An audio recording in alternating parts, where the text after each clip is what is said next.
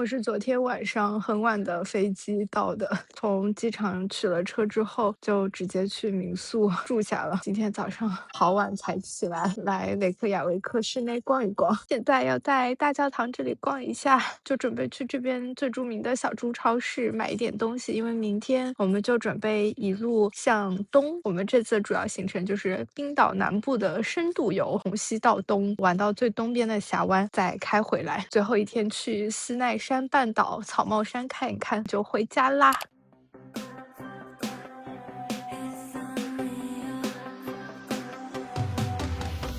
这个帽子一戴，我就是街上的显眼包，每个人看到我都要愣一秒。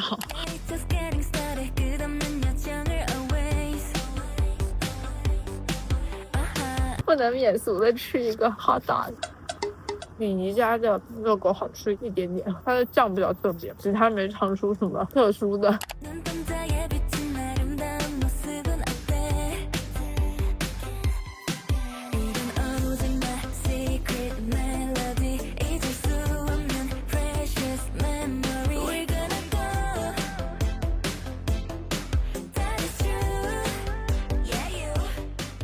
我们从雷克雅未克市中心回来了，买了2幅很可爱的画，一个店主阿姨手绘的 puffin， 它每一张都不太一样，都带有一丝丝小幽默。男生的 puffin 它叫 Papenburg， 应该是模仿 Breaking Bad 里面那个 Heisenberg。女生的这张写的是 VIP Very Important Puffin， 好可爱哦，纸张也很有手作感，我准备带回家找一个相框把它们裱起来挂在墙上。刚才在小猪超市买了一些零食，这个小鱼干还挺好吃的，它摸上有点硬，但吃起来是脆脆的，很疏松的口感。它的成分表也比较干净，就是 99.2% 的鳕鱼和一些盐，吃起来没有那么咸，很上瘾，很上头。还有一个羊肉咖喱我已经吃完了，它是一个半成品，只需要放在微波炉里热3到4分钟就可以了，这个挺好吃的。本新疆人认证的，它的羊味没有那么重，虽然有一点点，但不是那种不好吃的不能接受的羊味儿。来冰岛的朋友可以去小猪超市的冷藏区找这个羊肉咖喱。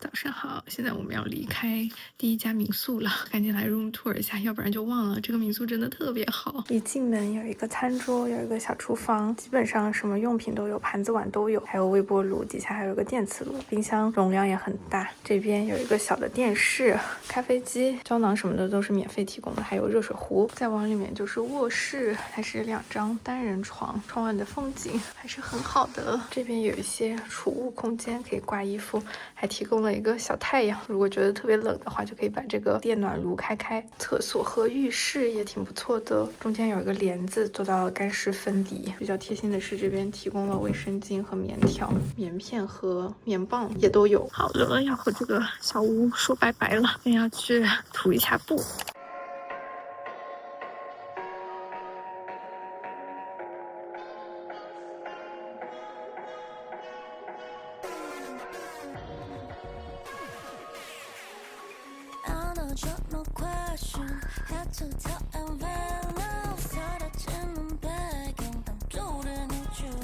走了快1个小时，我的天哪，越走越热，身上还有点飘。小的drizzle，它就是不会把身上弄湿，但是就有点难受。后面就是已经喷发过的火山岩浆，还能看到之前岩浆流动的样子。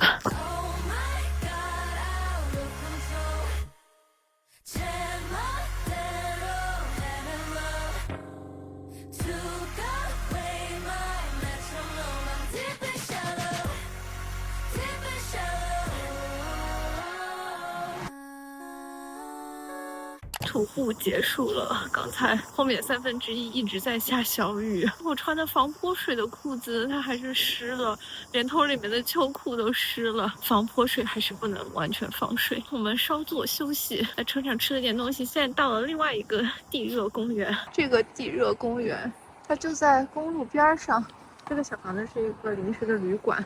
泡温泉的地方就在这里，付完停车费之后是可以免费泡温泉，还可以享受这个泥浴。好热好热，好暖和，好想泡啊。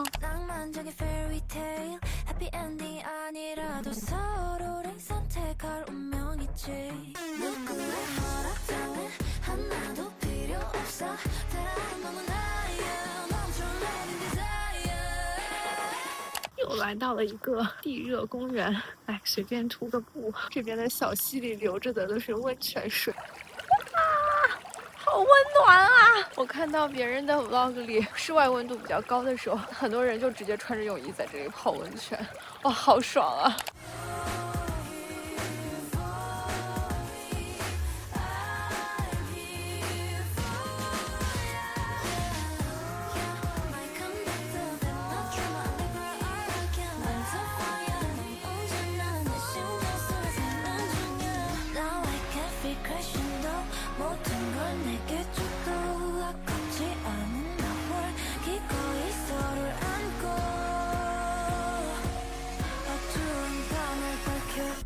一进门，左手边就是浴室和厕所。进门左手边的储物空间还有挂衣服的区域还是挺充足的。再往前面走，有一个小桌子。这边的双人间默认都是2个分开的床。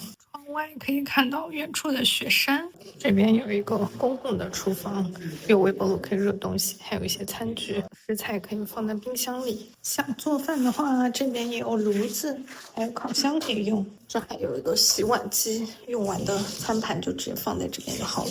这个民宿是不提供早餐的，但是我刚刚看到厨房有个小牌子上面写，早晨8点到10点可以提供免费的 waffle， 还有茶和咖啡可以喝，准备明天就吃一下。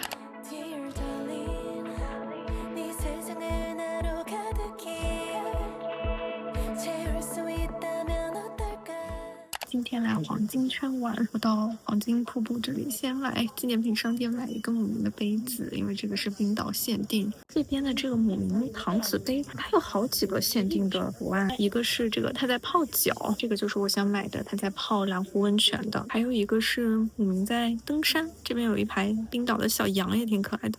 天哪，我都想买。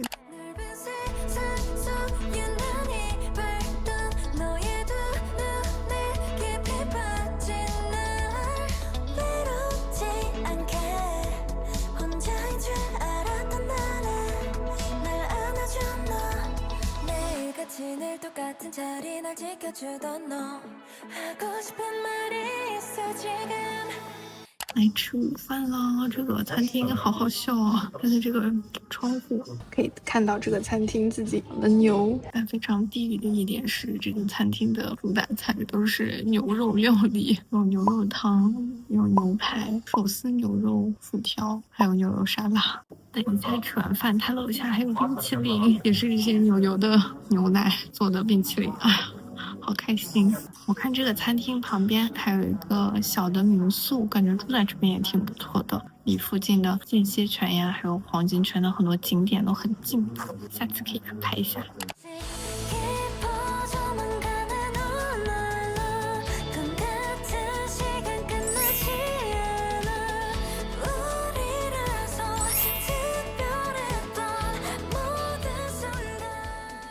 薯条实在是太好吃了，目前在冰岛吃的最好吃的一顿饭。不来吃的话，抱憾终生，一定要来吃。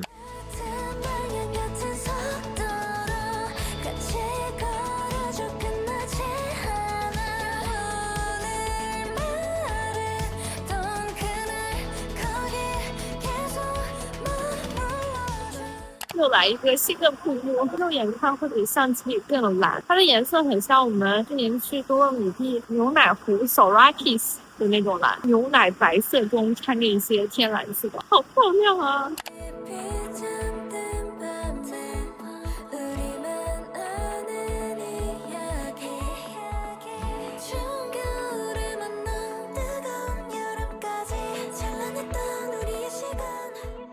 车转场来到了山间的一个小洞穴，像不像霍比特人的小房子？其实它现在已经关闭了，因为它只开到晚上6点钟。刚才我们在入口的地方碰到了这里的官方工作人员，他说这个已经关了。我们说那可不可以来这边拍点照？他说拍照是吧？哦，那可以进去随便拍，现在没有人。这个点儿这边根本就没有任何人，我们就是一个包场摄影的大动作。希望以后还有机会再来一次，进去看看到底是什么样的。哇，这个房子真的就是建在山体里面，这就是很硬的石头啊，好神奇，它是怎么做到的？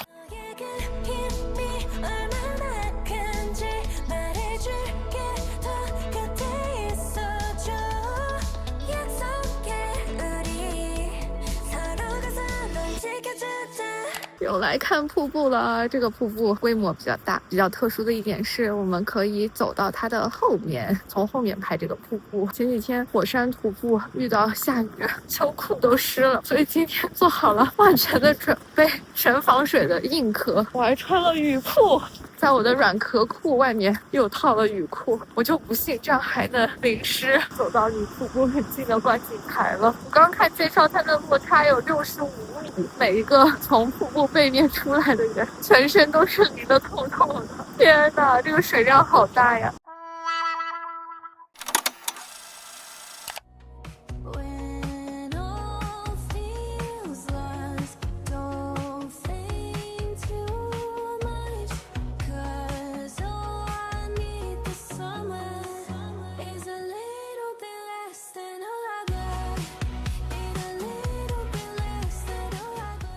从瀑布绕了一圈走出来了，出口那一段简直就是一场酣畅淋漓的洗浴，从头淋到脚。即便我穿了全防水的冲锋衣，中间的棉服袖口这里露出来了，所以全部都湿了。啊，天哪！大家来玩还是要带好换洗的衣服，最好带一个速干小毛巾，在车上赶紧擦，不然很容易感冒。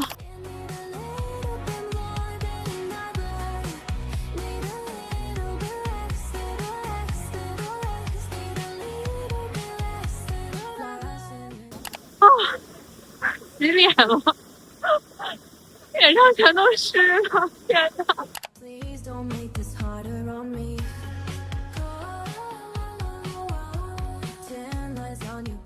现在到了一个小的飞机残骸，不是离沙滩边很大的，要走很久的。这个小的飞机残骸从停车场走过来只需要2分钟。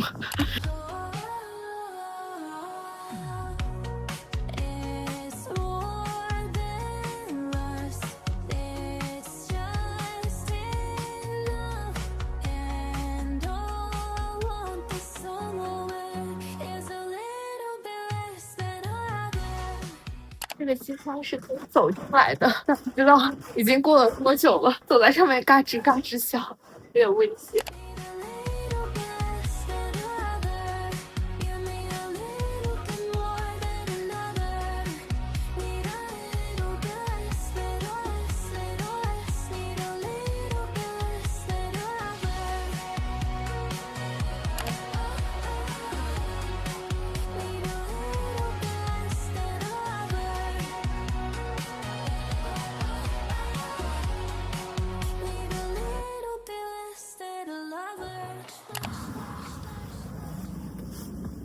哇，这没有啥味儿。这里有一个 donation box。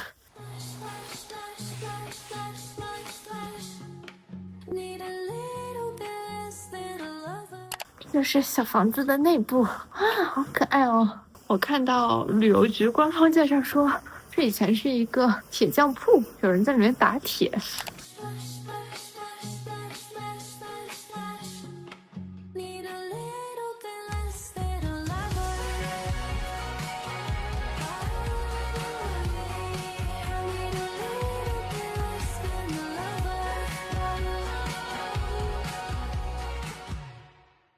又来看瀑布了，今天来看的第2个大瀑布，去了早上浑身湿透的景点，我们就不准备往近距离再凑了，就远远的看着拍张照片就可以了。我不想再经历一遍洗澡。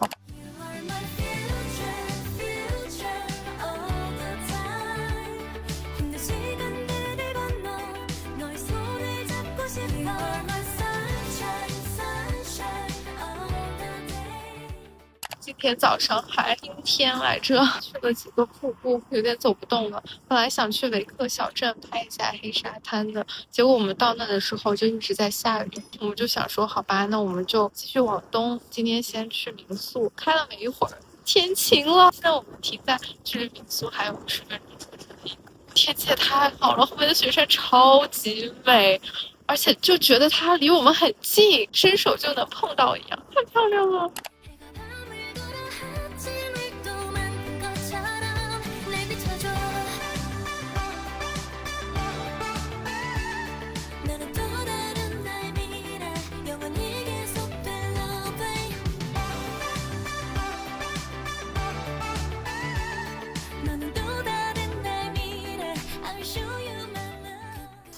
第3家民宿了，终于不是2张分开的床了，是一个大床房，好难得。一进来就是卧室，旁边还有一个很小的沙发，这边有一个悬挂式的收纳空间，右手边可以放一些衣服。再往前走是一个小的餐桌，前面的厨房比较好，因为这一块离各大城镇都比较远，所以房东建议大家带好食材过来自己做饭。浴室、洗手间还是这种拉帘式的干湿分离，这个浴室的空间会比前2天住的大一些，洗手台也挺干净的。开心，今天舟车劳顿去了2个瀑布，凌晨落汤鸡了，需要好好休整一下。